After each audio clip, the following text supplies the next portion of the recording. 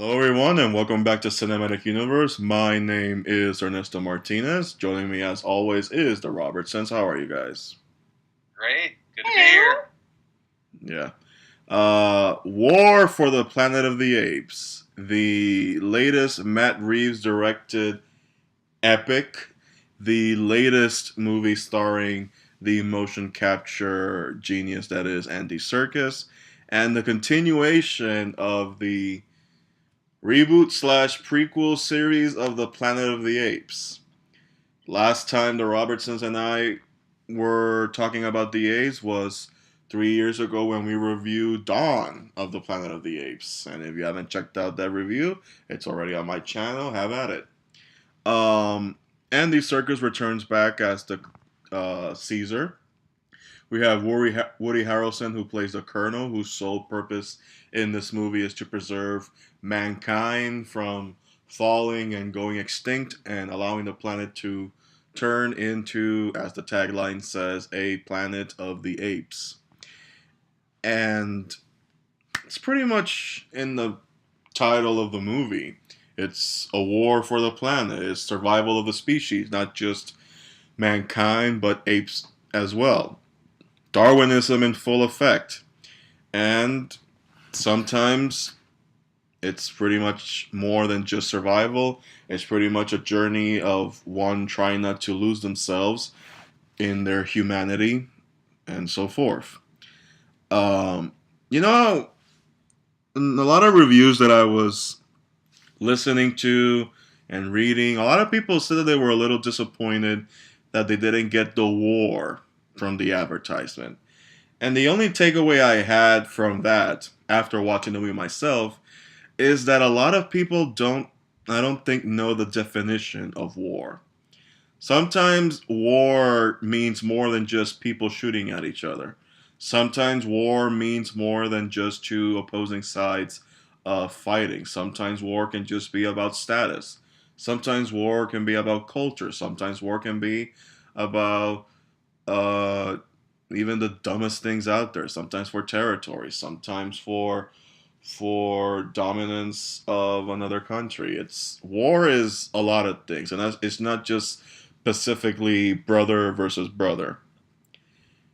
Very good point. Though I do have to say, I get people going in thinking that the whole movie is going to be apes fighting man in a physical battle with guns and everything that you kind of see in the beginning.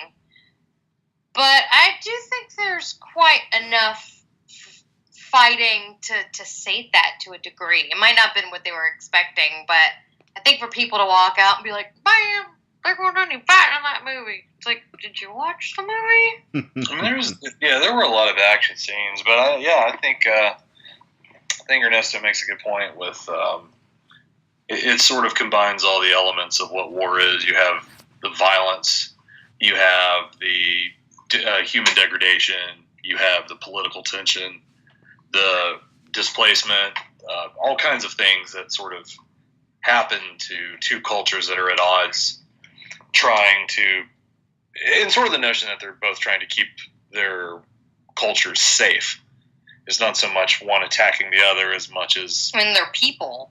Right, the perception. Species. Right, the perception of danger on both sides, and it's really well handled in that regard. Where it would have been a very easy thing to just have a series of battles, which number one would have made the movie incredibly close to Dawn of the Planet of the Apes, which has a lot of the emergence of apes in sort of a formal military sense. Mm-hmm. Here you see the way that they have a culture to protect. They have a lot lives to protect, and the humans do too. But this sort of encompasses all the elements of what going to war actually means. Yeah, like a battle of the minds too, and right. Just war and its repercussions as well. Not just what you see on the field, but behind the scenes, to a group of people, to the individual, to a leader, to a community. Right. Its effects throughout. No, absolutely. Yeah, and we have our returning characters. We have Caesar. We have Maurice coming back, who to this day Maurice is still my favorite character of this Yeah. series. We have Rocket, who at one point I actually had to look who was portraying Rocket, and I was surprised to find out that it was the same guy who did Kong Yeah. earlier this year. So now you have the past two King Kongs in the franchise. Yeah, He's like Serkis's protege. sort of. Yeah, Yeah. very much so, actually. I think. Yeah, and they actually, unless I'm mistaken, I think they brought Toby Cabell back to play Koba in the Caesar's PTSD moments. Yeah, Mm-hmm. absolutely. We have Judy Greer portraying Cornelia. We have Sarah Canning playing Lake, who is Cornelius's bride to be. Until you find out what happens in this movie. Well, not Cornelius. Blue Eyes. Played by. Who is she, by the way? That actress who plays Lake. I was wondering. I meant to look it up. Has she been in anything? Sarah Canis. I think she's from. I think she was on the Vampire Diaries for like 46 episodes. Yeah, that's right. I mean, She really young? She's like early. Oh, okay. Yeah, I can't recall her just from her face alone. Maybe been a while, but yeah. So you have a world class of actors portraying all these digital characters, and you have a very good villain in Woody Harrelson. I mean, I remember a few months I said any man who points a gun point blank to Caesar is someone you don't want to mess with, because you have to wonder how bad it had to have gotten for the Colonel to get his hands on Caesar and point a gun to his face. And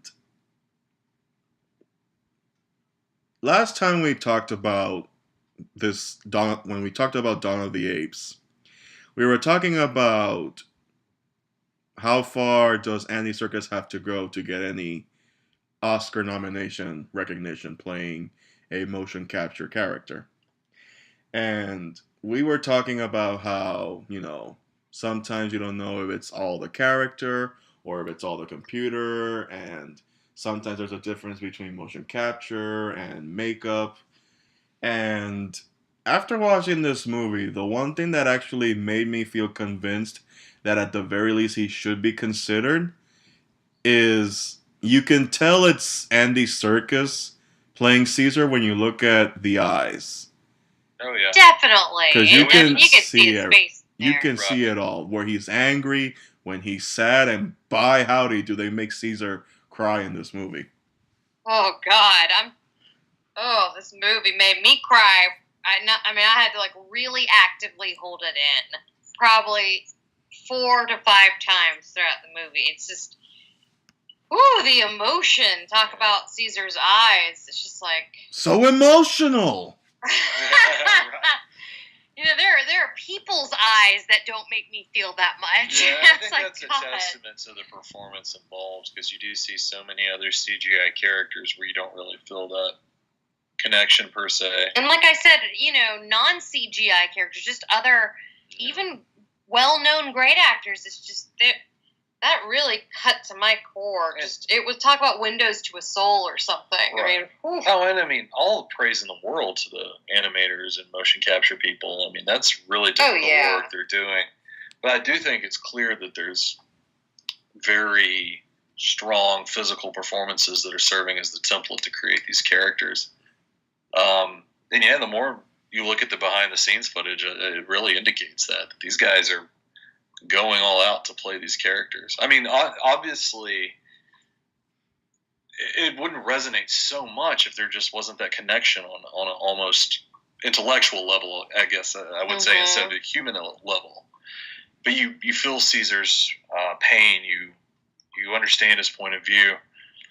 You really understand all their points of view. I thought it was even really incredible, the scene where Caesar hallucinates Koba standing right before him. And you just completely buy into the notion of Koba as this intelligent being. Even in someone's memory of him. or you see Maurice, or you see... Or even, like, Winter. You're right. You know, he's a traitor, but you totally see the fear right. that every person except Caesar is really acting out of fear. Absolutely. In the film. And Rocket, I would say. Rocket's loyalty is fascinating. Rocket's loyalty, Rocket's own personal loss, pushing him to be, you know, like you said, he knows what it's like to lose a son. And that's all sold through just really great physical performances. Oh yeah, that part in the cave where the Colonel comes in and mistakenly assassinates his son, his wife. I mean, shit. You know, everyone in the audience too felt it. As soon as it panned over, it showed his bloody family, and then that gleam in his eyes, the tears and the sweat rolling down his face, glistening, the fire kind of reflecting in it. And just that slow turn he has back to the camera, and he's got this crazed look in his eyes, like almost like he can't believe what he's... I mean, just there's like probably 10 different emotions happening at once in his face and his eyes, and everyone in the audience was just like, it's like, damn. And then it's cool because the scene sort of amps up to, you get that great moment when Woody Harrelson dives into the waterfall, firing, and they fight on the rope and everything. And it's really a testament to the Planet of the Apes franchise as a whole. Anything can happen in these movies. We were... no one's safe. No one's safe. Yeah, we were watching a documentary on the films recently, and one of the actors, Ricardo Montalban, who appeared in Escape from the Planet of the Apes and Conquest of the Planet of the Apes, said that he was sort of in awe of that quality of the series. That literally nobody is safe. Anything can happen, and the films can be so hopeful and so dark and grounded at the same time. And it's so amazing that a blockbuster has the guts to do something like this. You kill off the main character's wife and child, but you make it meaningful. You don't make it just a plot device. It's an actual sense of loss. It's actual casualty of war, and these kinds of experiences that people really experience. And I think Apes is allowed to do that because you're doing it through the view of seeing man versus ape instead of man versus man. But we're really seeing the level of political injustice and violence and sadness that happens in the world.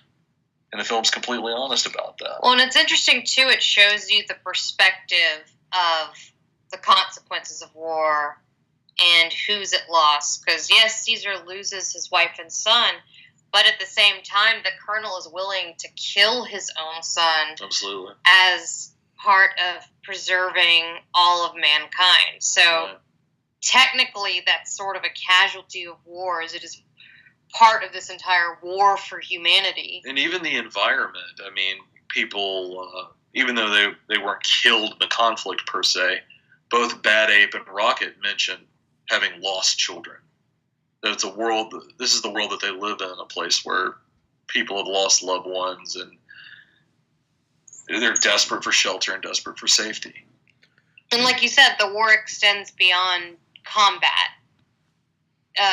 Rocket loses his son in kind of the midst of the rumblings of the war, things that initiate the war. Absolutely.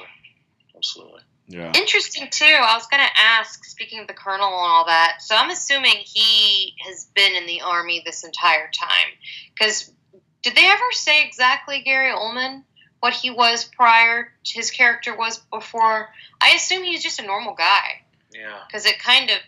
I don't remember them specifying, did they? I think he's a veteran that had just gone on to living whatever life he had. Like, I literally don't remember any backstory other than you see he had a picture of a family on the iPad or whatever he was looking at. But I get the impression that the Colonel was always in the Army. Absolutely. I mean, he's ripped. I mean, he's got the whole mentality going. Yeah. I mean, calls himself Colonel. I don't even remember what they called Gary Oldman's character. His name was just Dreyfus. Yeah, so see, he doesn't have a title. He's kind of I don't know if he's self-appointed or whatnot, but you just get a totally different vibe, and I think that's interesting too to see that difference. Well, I think it's part of. I think he was just a leader of the human survivors of that colony. Right, Yeah. right. And he had sort of taken the leadership role. I think War does something very interesting. Is it's one of the first Apes films to really get a true distance from the human element. I think that's really intentional. The film is huge majority ape and ape interaction, which is ballsy. I was thinking about that. Incredibly ballsy, yeah. The way they do this, it's something that the original series was never really afforded, except for maybe Conquest of the Planet of the Apes. Well, they did it, but the difference is that they're speaking. All of them are speaking. Absolutely, and I think it's even right. ballsier now that most of it's in sign language or Right. other physical means of communication. Yeah. There's not actually much ape speaking. Yeah, it's fascinating because this film does parallel the last film of the original series in a lot of ways, Battle for the Planet of the Apes, where it's really from the apes' point of view. There's the notion that there is or has been dissension in the ranks somewhat, but ultimately the apes are trying to remain safe, while the last effort of the humans is to try to wipe them out, yada, yada, yada. Although this one is much more focused and powerful of a film. And I think it finds a better through line in finding its conflict in the very last days of the ape versus human conflict, where it feels like there's no hope for either side in a weird way. It really does sort of capture the hopelessness of war. Yeah. And then that can be cast by it. After rewatching Rise and Dawn before going to see War for the Apes, really think about it, it's always been the perspective of the apes. And it's pretty much been about Caesar's growth as a character. In the first movie, he's pretty much trapped in two sides of the same coin. He loves the humans because it was a human who saved him and cared for him, but at the same time, he hated the idea that allegory for slavery and whatnot. He wanted to be free, and the LV virus just pretty much made him, be self-aware. And the second movie, he still shows some compassion for the human race, and all he wants to do is just them live their lives wherever they want to, and him and his kind live their lives elsewhere. He doesn't want anybody to cross paths. He just wants everybody to just stay in their corners. And in this movie, while he can still acknowledge that there are still good humans out there, for the most part, all he's been surrounded by, aside from bad apes, are, bad humans. And he will do whatever it takes to protect his family, even though he's willing to show mercy, even though he doesn't need to. I thought it was fun that in the growth of the character, Caesar was actually speaking in full sentences this time. Oh, yeah. Yeah. Like, he was vocal. His brain just finally achieved human status, in the sense that he can now he doesn't have to depend on sign languages anymore. Yeah, he talks, most of his communication is full sentences. I thought that was a really cool touch, and sort of adding to one thing this series has done a good job of is really moving at enough of a casual pace to believe the evolution of the ape society. And I think Caesar, all that's sort of represented within Caesar, and I think that really carries a lot of weight here. You buy into him being sort of, yes, older, but also obviously wiser. Wiser, yes, like a true deified figure in a way.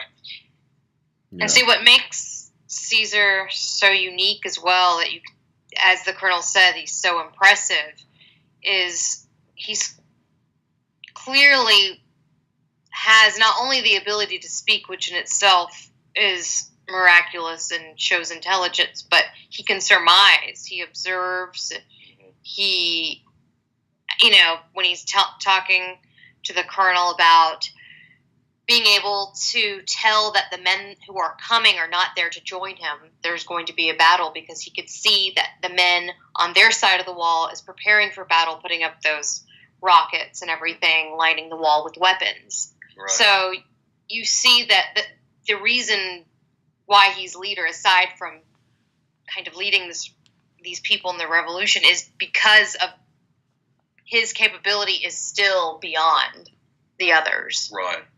And I even hate to say that about Maurice, but Maurice is more of just a pacifist, philosopher, caretaker. His mind works differently. Absolutely. And it, unfortunately, at least at the moment, the way that the world works, maybe not now, since it seems, I'm guessing at least in the U.S., all of the military have congregated to that point, is what I thought. So they're all wiped out. So maybe now they can try to start to live in a world where they don't have to have that kind of warlike mentality to survive. But I feel like that's why Caesar has been the leader, because he's the one, his mind works in a different way.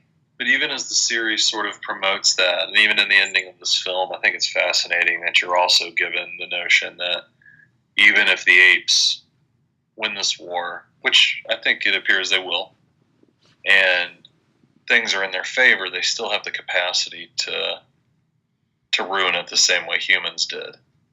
As you see in Right. Planet of the Apes, where they've become segregated. You know, as Charlton Heston said, it seems like some apes are more equal than others. So as they become more intelligent, they inevitably become more like man. Oh, absolutely. And I think one of my favorite elements of this movie is, I guess, since we are being fair with spoilers here and revealing a lot about the plot, I would argue maybe that Woody Harrelson isn't so much the villain of the film. In many ways, it's the realization that Caesar is both the hero and antagonist of his own story. Mm-hmm. That his own need for revenge and his desire for justice through his own eyes has also led his people to this spot. Well, like you said, he is like Koba. He is like But Koba. then he really isn't, because he doesn't pull the trigger. That's true. And ultimately, Caesar's a good person, but I think or a good ape, I should say. But I think the film really delves into a lot about the human capacity for both good and bad. The same way, almost no character in this series is entirely irredeemable or 100% sympathetic. They all have the capacity for good and bad, to make mistakes, to cause harm. And that's definitely been a part of this series. Especially Koba. I mean, for as maniacal as Koba seems, all of his anger and fear is really tapped into something quite real. Yeah, I mean, it's kind of hard not to see where Koba's coming from. I mean, he was tortured relentlessly, seemingly the worst out of all of them. Absolutely. You know, he comes out of that lab scarred, his eyes all crazy.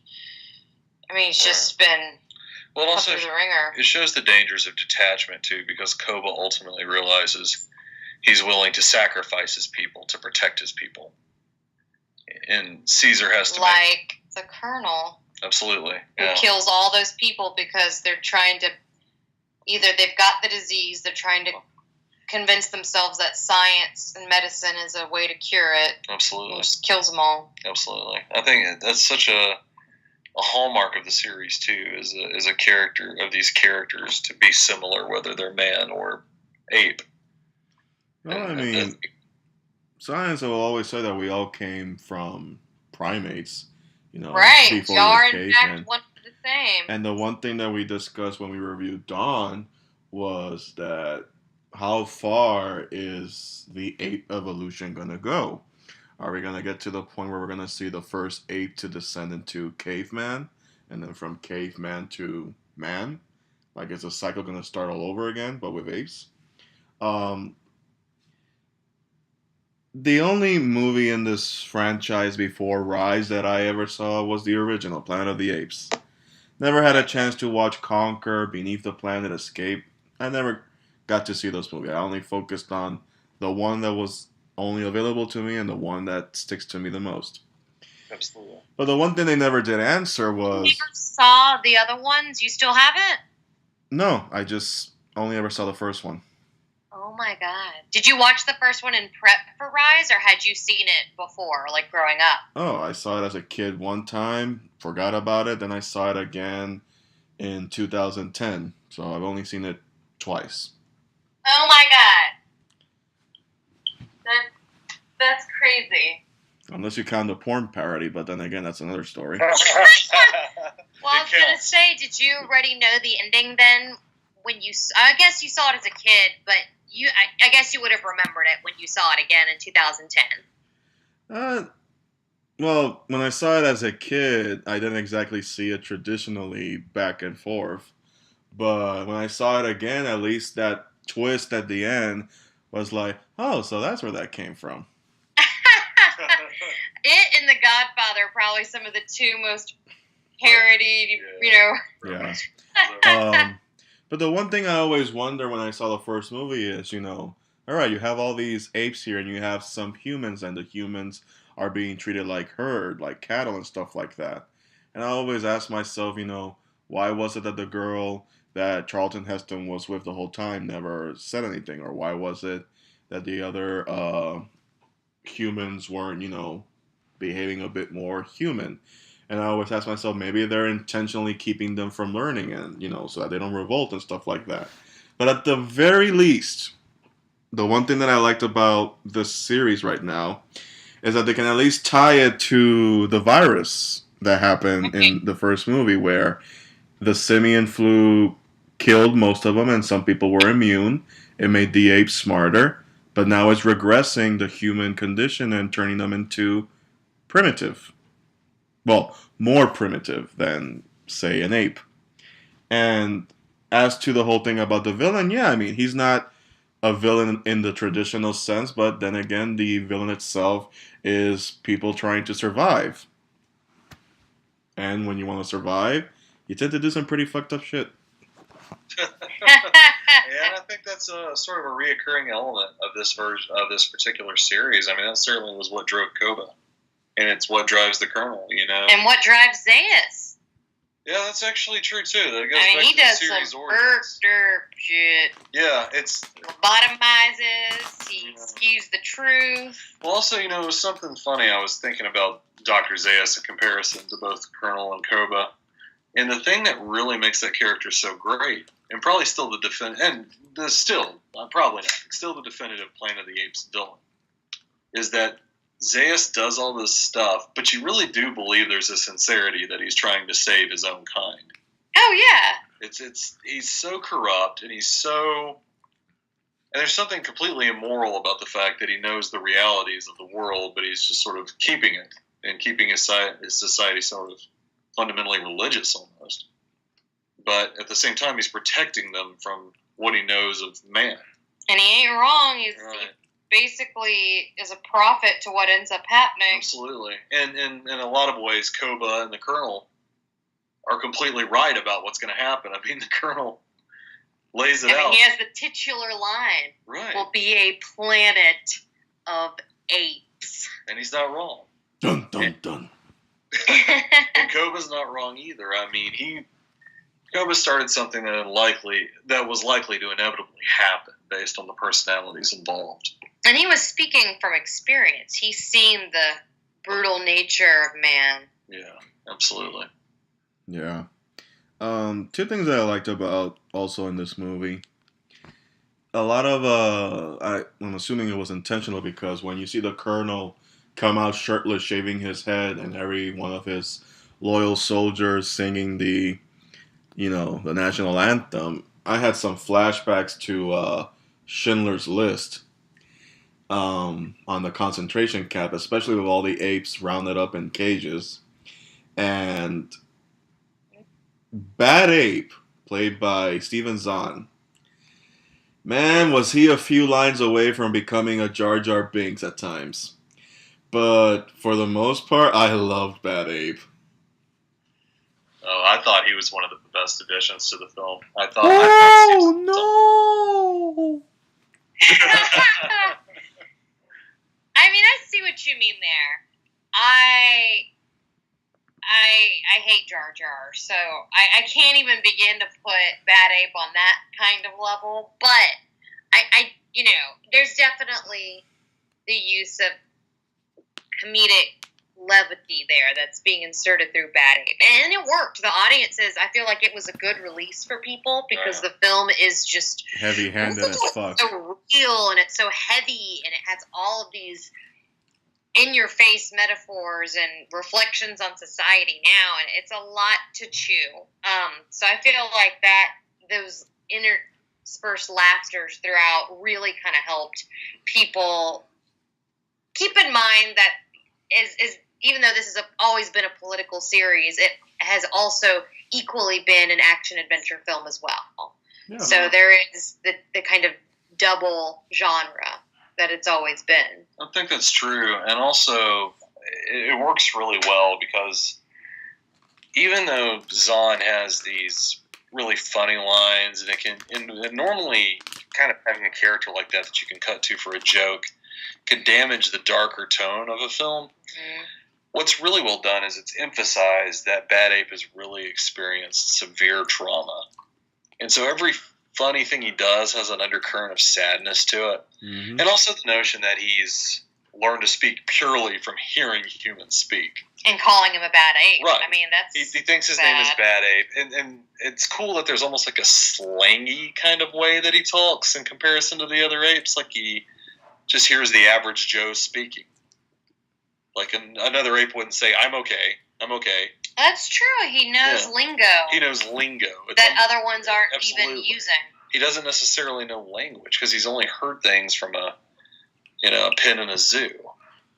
And at the same time, he's really experienced some really dark trauma and lost those who were close to him and lost his own family. And it's really one of the most unique and interesting characters in this whole franchise. I was so impressed with Steve Zahn. He was really one of my favorite things about this movie. God, I wish he could get a supporting actor nom. I mean, it'd be a freaking miracle if Andy Serkis even gets it, let alone Zahn, but it's just so well-deserved. Yeah, it's really, really neat the kind of energy he gives to the movie. I read in an interview today where Steve Zahn sort of said that him and Matt Reeves looked at the good, the bad, and the ugly, and specifically Eli Wallach's character, Tuco. Really? Yeah, and so you have this sort of comedic character at odds with Clint Eastwood and Lee Van Cleef, and it sort of takes some of the tension out of the Civil War setting and the bloodshed and the operatic stylization. And in this instance, Bad Ape really sort of cuts the tension that's going on between, a little girl in harm's way, a creature avenging the death of his family. But then reminds you, too, of the sad mental effects and the sort of psychological tatters that we leave people in wartime. Oh, of any blockbuster this year, Bad Ape is the single most earned laugh. I second that. It was just a great performance. Every joke is earned because he has a personality and a history and a real heart and emotions, and you get to know that character. And he's like a vet. He is actually. He has like the vest. Well, I thought the film is incredibly attentive to ideas like that. I mean, the guy comes out. He's a guy that's seen the shit and he's made it out, and he's in pretty rough shape. He's like he came out of Vietnam. To go back in it to help. Yeah, he is brave enough. And Ernesto, what you were saying, this sort of Vietnam comparison. I mean, he's like a shaken veteran, and this film has such a great combination of representations of different cultures and ideals, and how the ape society is changing and really becoming a true society, to the point where you even have a little human girl who identifies as being ape. Yeah, that's awesome. I mean, just little touches like that. It's incredible that these characters feel truly introspective, like they're learning who they are, and they're growing together. And of course, that's going to put them at odds sometimes.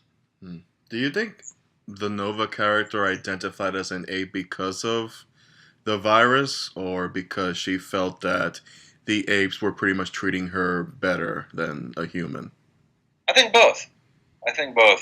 We have no idea what her life was like. Absolutely. Before she had the virus, and I mean, do we even know if that's her father? Yeah. She certainly cries and reacts more to the gorilla dying Absolutely, yeah. than she did the man. She kind of just was staring at him like, we have no confirmation that was her father. Yeah, he might have just, when they started killing children, he may have had his own child die, originally from the simian flu, and so maybe he just grabbed her and ran. We don't know if they're related at all. That's a great non-reveal. It's one of the many things the script does well. Is it really balances what information you get and what information you don't get. And Matt Reeves has really found a way to make these films give you answers, but sort of leave things open. And not feel like exposition. Because so many other films would be like, clearly like, this is the part of the movie where we explain what's been going on. I mean, obviously it's explaining it, but it's it's done well. Well, the one thing Planet of the Apes has always been really great at is having its exposition worked in through intelligent, developed characters talking to one another. And whether it was Taylor talking to Zira and Cornelius or Taylor talking to Dr. Zaius, and you go to Caesar in the newer film, Caesar talking to his fellow apes or to the human beings he felt he could trust. This whole series is sort of built on the idea that communication is what keeps societies afloat. And what starts war. Absolutely. So what happened with Koba. Absolutely. Yeah. Trying to dictate communication and being inflexible in communication. Koba and the Colonel both refuse to listen. I think that's pretty fair. They have answers and hope in front of them, and they refuse to listen. And Caesar is ultimately a communicator. He does all he can to communicate. Even the little intro piece too. And I forgot to mention that, but he sends the human soldiers back to send a message. He seeks to let it be known of his position and what he wants to do. And he tried to do that in Dawn too. Remember, they ride up on the horses after they've come across that first group of small people, and they say the same thing. Basically, like, this is your land, the forest is ours. You stay here, we stay there, we'll have peace. And there's a certain tragedy to the overall arc of this trilogy where ultimately, more than anything else, Caesar is an ape that not so much can just talk, that can communicate. And it kind of seems like this great, intelligent animal with the capacity to communicate has been left to a world that's not always very willing to listen to him. But with great power comes great responsibility. That's true, and he takes it on. Someone must lead this new race of creatures. But that inability to communicate, I really do think, is a through line. In the first film, it's almost impossible for him to convey that he is intelligent and thoughtful. And in the second film, it's hard for him to convey to his fellow apes that they must choose a peaceful path instead of immediately going to defense. And it's just such a fascinating way to explore what this world is, and that's how you're able to sort of feel satisfied by the expectations of a prequel, which seems funny to even give this film, to apply it to things like sequel, prequel, reboot, franchise, because it's such a thoughtful and intelligently made film. God, Caesar really was like their messiah. Yeah. I mean, that. Well, with all the crucifixion in this movie, you damn well better he be.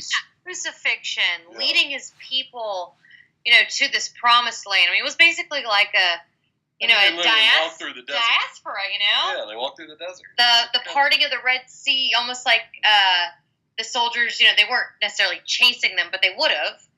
Like instead of the Red Seas collapsing on the soldiers, it's the avalanche.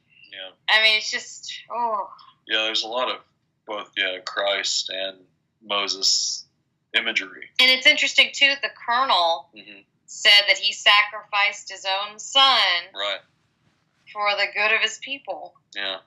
And there's a lot of God complex happening. Yeah. It's and, he does the sort of the crucifix blessing over them when he's standing shaving his head and they're all shouting up, chanting at him. Yeah, this is definitely a film about that. There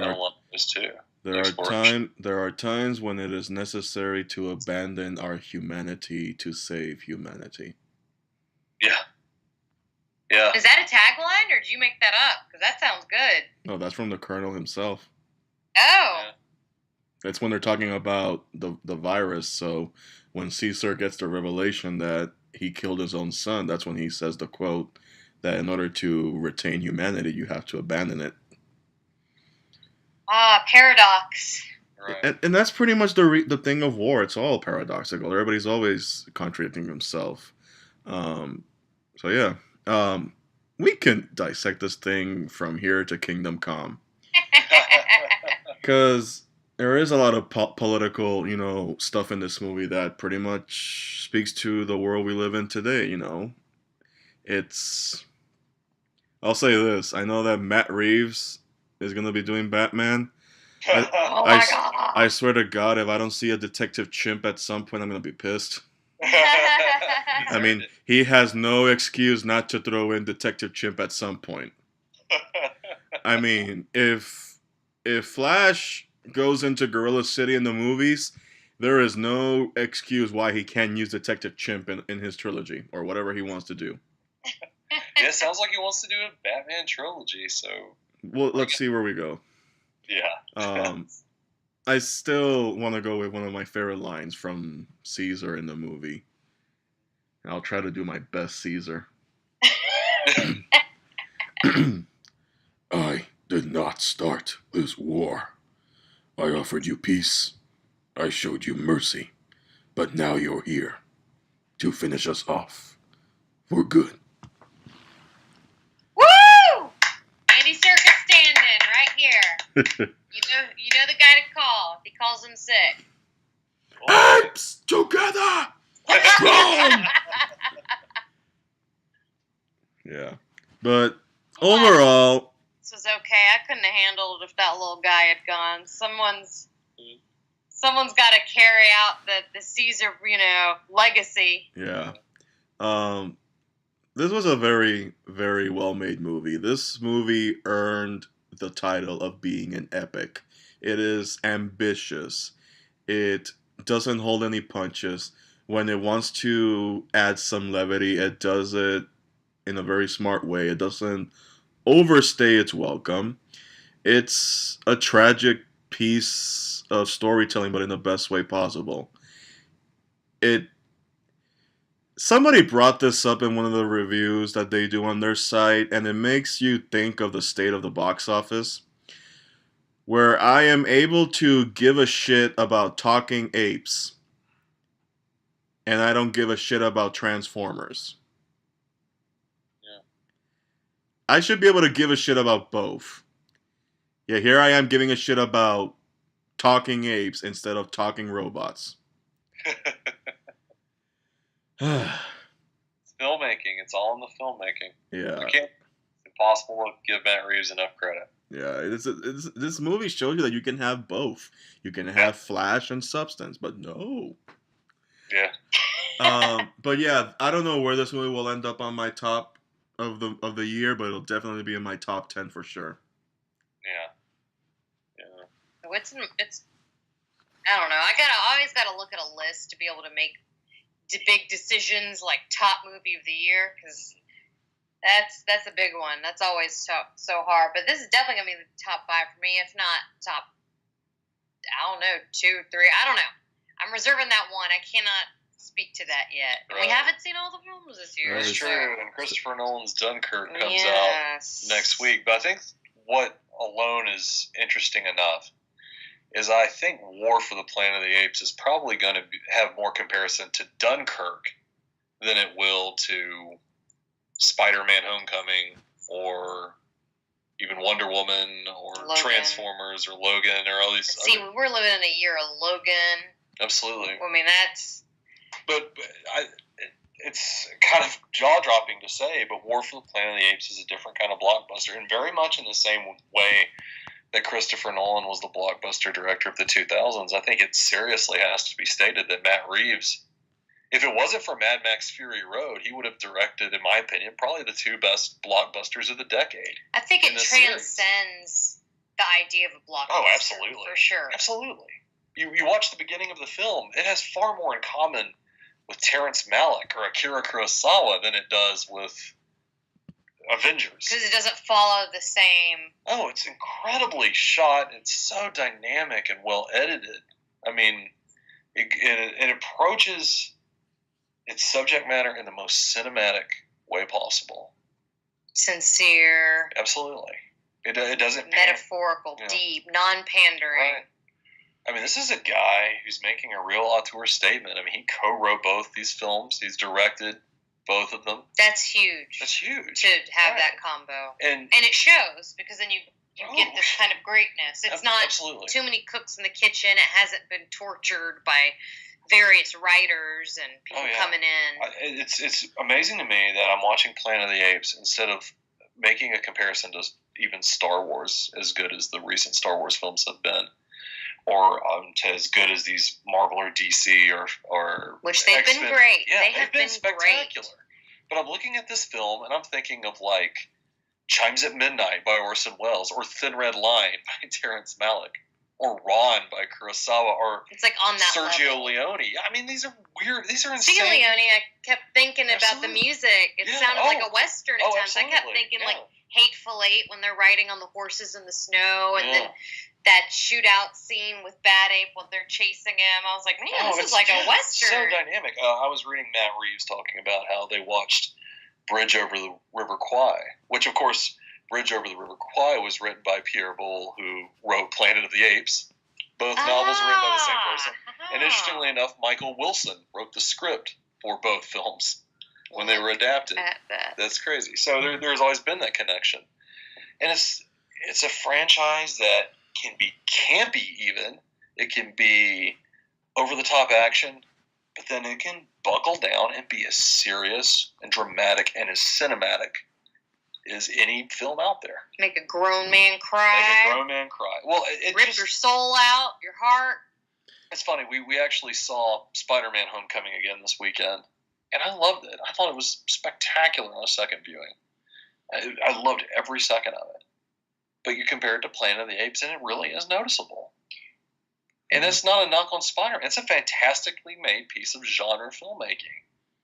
But it's like every now and then a genre film, much like what Christopher Nolan worked hard to do with the Batman franchise, and much like Ridley Scott has tried to do with Alien, and every now and then you can find that right spot where genre can become something more, and Matt Reeves is just nailing the shit out of it. It's unbelievable to watch. There aren't a lot of films to me that end on such a tragic, sad note, and yet it is so full of hope and happiness at the same time. Of course, yeah. I mean, it's hard to get that combo. I mean, it's almost like the end of Titanic or something. It's like Rose is finally free, but Jack's dead. It's like it's really tugs you in so many different levels. Yeah, it's why I mentioned my whole issue with the state of the box office, because there's no reason whatsoever you would have to say, oh, it's just a movie about talking apes, so just turn your brain off and enjoy it. You'll never hear anybody say that. Oh, it's quite the opposite. Except for what's his name? When we were watching the dot, was it the head of the studio? Yeah, it was hilarious. Daryl Zanuck, who is one of the key figures responsible for this even being a franchise, apparently was blown away that Planet of the Apes had any political subtext. He was like, I don't know, people in the audience, they're just watching this, and I don't know, but I did have to give him this. He was like, I don't know, maybe I'm missing something here, some hidden message about politics and science. The audience is just putting in these metaphors that I didn't think really were there. I never saw the film that way. I just thought it was a straight-up action-adventure movie. Well, it's been there since the 60s, and you got to give it to Matt Reeves. He didn't pull away from it. It's as political, even more so than it's ever been. And that's the true heart of it. I mean, when they were talking that doc, the original creators, I mean, right after they had that quote, they cut back to the creators and they were like, this has always been a political film. But back, in the day when we're pitching this film, this was during Vietnam. You can't, no one wants to see a war political film during that time. It's just no one's going to buy it. No one wants to see it. They want escapism. They're having to read that stuff in the news every day, and no one wants to see a movie about it. Right. So they mask it in the guise of talking apes, and then people don't necessarily not always realize what they're seeing, apparently. And Matt Reeves has really made a pretty honest look at the Obama administration and the Trump administration, and he's made a real series of films that really tackle what Americans' political climate is. You know, in two different presidencies and a barrage of conflict going. I mean, Jesus, they're building a damn wall in this movie. You know? Yeah, I really. mean, this is very much, and where Dawn very much had Caesar achieving a sense of peace and acceptance for all the apes, yet there was always the underbelly of something, you know, ready to explode. Well, he knew that it was always more was going to be coming. Right. That this was not the end, the dawn of this new era that they have to survive in. And this is why Matt Reeves, I think, has really done something special, is because he's created two films now where he warns us when things seem peaceful and he gives us hope when things seem bleak. And boom, mic drop. Boom, all right, I'm out. But seriously, that's ultimately what this series has always done better than almost anything. I mean, I think after this, there's a good argument this is the great American franchise. Look what this series can do. Look what you can pull out of this if you get the right person attached. True that. Yeah. We'll need to wrap this up. Any final thoughts? Andy Serkis for president? No, for real though. I mean, if he doesn't get a nom, I may start a petition to go door to door, do some campaigning. The Academy down. Careful with that. The last time that happened, we had the Lincoln Memorial remade. Careful. Thaddeus. It's special stuff. It's like, what she's saying, Andy Serkis for president, leader of the free world. This film is a gift.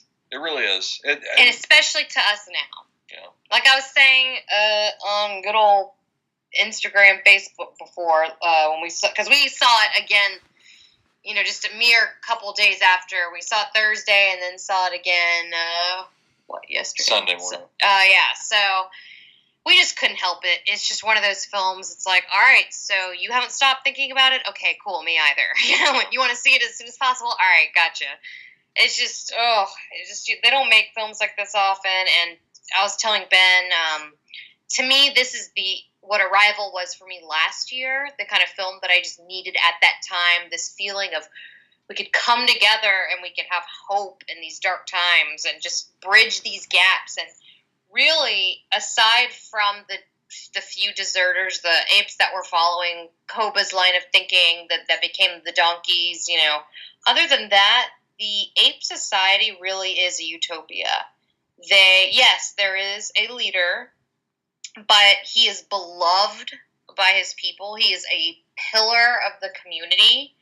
He's not a dictator. I mean, there aren't even really laws other than ape shall not kill ape at this point, anyway.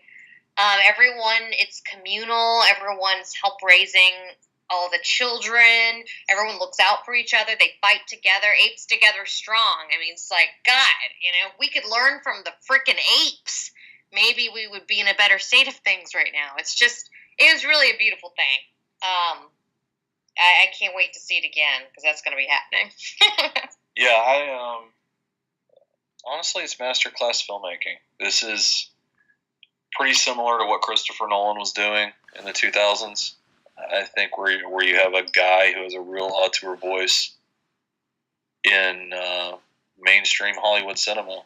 And this is a spectacularly made film. It really is. I would say it's the best film I've seen in 2017 so far.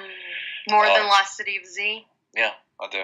And I think it has a pretty solid chance of finishing in my top 5 no matter what else comes out this year. It's incredibly acted, incredibly well written. It's gorgeously shot, well edited. I need to go ahead and quickly mention Michael Giacchino's score, which I thought was absolutely fantastic, that evoked everything from Ennio Morricone to Jerry Goldsmith's. It wasn't too on the nose, right, but it did have a little bit of that tribal. Well, it was an Apes score. For sure. And I really wanted to commend Matt Reeves for that as well. This very much is an Apes movie. It feels a lot like the classic series. It feels very much like the series that has begun anew. And it's completely satisfying for fans of the franchise and for people who haven't even seen an Apes movie before.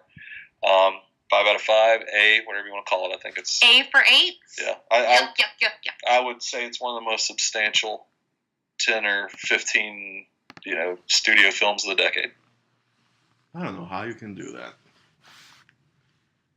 What's that? I don't know how you can. Every time I see you post about this is the best film of the last 8 years, or the best film of the last 20 years, I'm like, how the fuck did this guy do that? Because the man can remember every damn movie that's come out in the past 30 years, Right. but can't remember to, put the damn laundry up or something. Okay, I'll make it real easy. Real talk. This decade, there's a level that's really only occupied, I think, by Mad Max Fury Road and Matt Reeves' 2 Planet of the Apes movies, where the blockbuster can be an art film. Yeah. You're saying they're responsible for that movement? No, I think those are the 3 blockbusters that are on a particular level where they function completely as popcorn entertainment, but also as fully legitimate cinema. And I'm not saying anything is illegitimate, but it goes beyond simply being popcorn entertainment. It's a real effort to create art on an epic scale.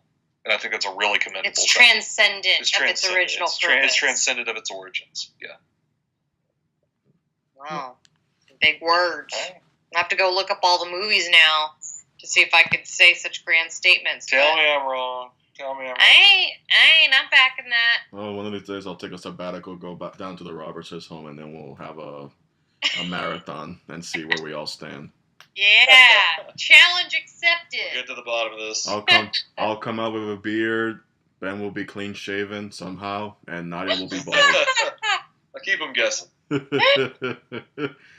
All right, everybody. Thank you for listening. This has been our review for War of the Planet of the Apes. As always, you can follow me on Twitter at MartinezXYZ, and you can follow the Facebook page, Cinematic Universe Ultimate. Robertson, as always, thank you. Oh, thank you for having us. Thank you, sir. Bye-bye, guys. Bye-bye. Peace.